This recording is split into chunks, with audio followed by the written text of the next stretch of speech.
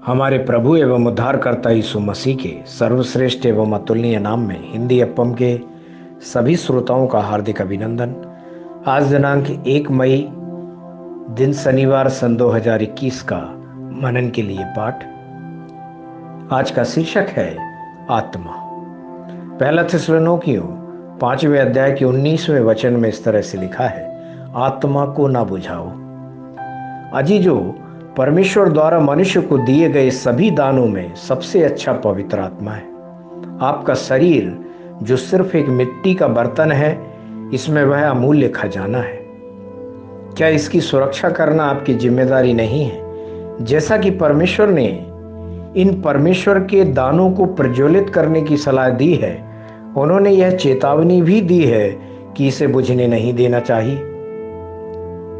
पवित्र आत्मा एक धधकती आग की तरह है। जब आप प्रार्थना और स्तुति करते हैं तो वह आत्मा फिर से प्रज्वलित हो जाता है और कार्य करना शुरू कर देता है। उसी समय जब पवित्र आत्मा दुखी होता है तो आपको दिया गया आत्मा बुझ जाता है। उदाहरण के लिए एक मिट्टी के तेल का दीपक लें।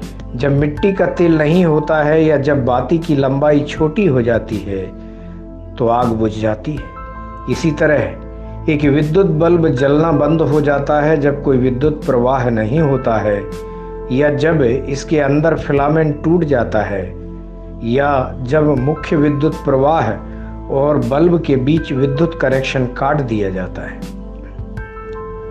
उसी तरह जब आप प्रार्थना में कमी और पवित्र आत्मा के मार्गदर्शन और चेतावनी को अनदेखा करते हुए पापों में चले जाते हैं, तब आप ही आत्मा को बुझाने वाले होंगे। परमेश्वर के विश्वासी और सेवक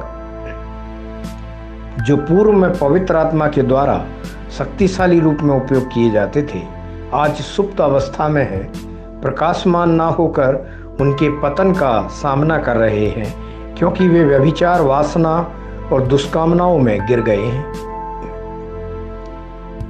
यदि आप पवित्र आत्मा को बुझाना नहीं चाहते हैं और इसे जलते रहने देना चाहते हैं, तो आप वासनाओं के लिए जगह ना दें। आपका शरीर वह है जिसमें पवित्र आत्मा बसता है, और इसलिए पवित्रता और सम्मान के साथ उसे संभालें। पवित्र शास्त्र कहता है, क्योंकि परमेश्वर ने हमें अशुद्ध होने के लिए नहीं परंतु पवित्र होने के लिए बुलाया है। इस कारण जो इसे तुच्छ जानता है वह मनुष्य को नहीं परंतु परमेश्वर को तुच्छ जानता है, जो अपना पवित्र आत्मा तुम्हें देता है। पहला थिस्सलुनीकियों उसके 4 अध्याय के 7वें और 8वें वचन में इस तरह से हम पाते हैं।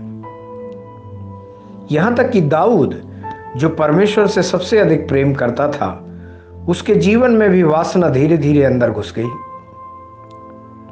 जब वह राजमहल की छत पर टहल रहा था तो उसकी आंखें वासना से आकर्षित हो गईं और बाद में व्यभिचार के एक भयानक पाप में गिर गया।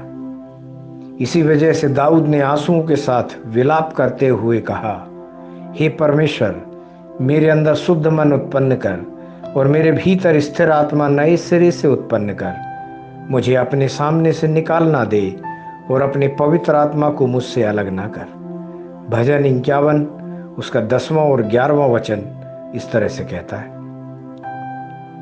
परमेश्वर के प्यारे बच्चों, आप में जो पवित्र आत्मा है उसे कभी बुझने नहीं देना है। इसके बजाय इसे जलते रहने दें। आप में पवित्र आत्मा का निवास आपकी महानता को प्रतिफलित करता है। ध्यान करने के लिए रोमियो की पत्री 12वें अध्याय का 11वां वचन, जहां से इस तरह से हम देखते हैं, प्रयत्न करने में आलसी ना हो, आत्मिक उन्माद में भरे रहो, प्रभु की सेवा करते रहो। परमेश्वर के इन वचनों के सुनने पर, पढ़ने पर, मनन करने पर और इनके अनुसार अपने जीवन को जीने पर परमेश्वर आपको बहुतायत से आशीष दें। आमीन।